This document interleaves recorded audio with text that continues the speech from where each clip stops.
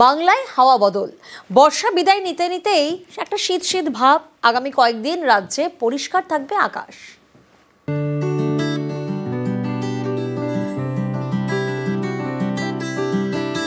বর্ষা বিদায় নিয়েছে, রাজ্য জুড়ে শুষ্ক আবহাওয়া, শীত শীত ভাব। ভোরের দিকে কুয়াশা, ঠান্ডা ঠান্ডা ভাব। বাংলায় হাওয়া বদল।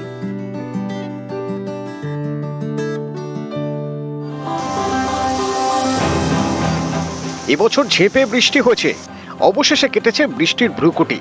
দক্ষিণ পশ্চিম মৌসুমী বায়ু সরছে, জলীয় বাষ্পের পরিমাণ ধীরে ধীরে কমছে। আবহাওয়া দপ্তরের দাবি, এর জেরে আগামী কয়েকদিন দক্ষিণবঙ্গে অস্বস্তিকর গরম থাকবে না, বৃষ্টিও হবে না। আগামী এক সপ্তাহ বৃষ্টিপাতের সম্ভাবনা খুব কমই, প্রধানত শুষ্ক ওয়েদারই থাকবে, মাঝে মধ্যে আংশিক মেঘলা আকাশ থাকার সম্ভাবনা। কলকাতা পার্শ্ববর্তী অঞ্চলের জন্য সর্বোচ্চ তাপমাত্রা 32 থেকে 33 ডিগ্রি কাছাকাছি থাকার সম্ভাবনা রয়েছে। অন্যান্য জেলাগুলোতেও মোটামুটি 33 ডিগ্রি কাছাকাছি দিনের সর্বোচ্চ তাপমাত্রা থাকার সম্ভাবনা রয়েছে আগামী 5 দিন ধরেই। মিনিমাম টেম্পারেচার কলকাতা পার্শ্ববর্তী অঞ্চলের জন্য প্রধানত 24 ডিগ্রি কাছাকাছি বা 2-1 দিন হয়তো কমে 23 ডিগ্রি কাছাকাছি আসার সম্ভাবনা।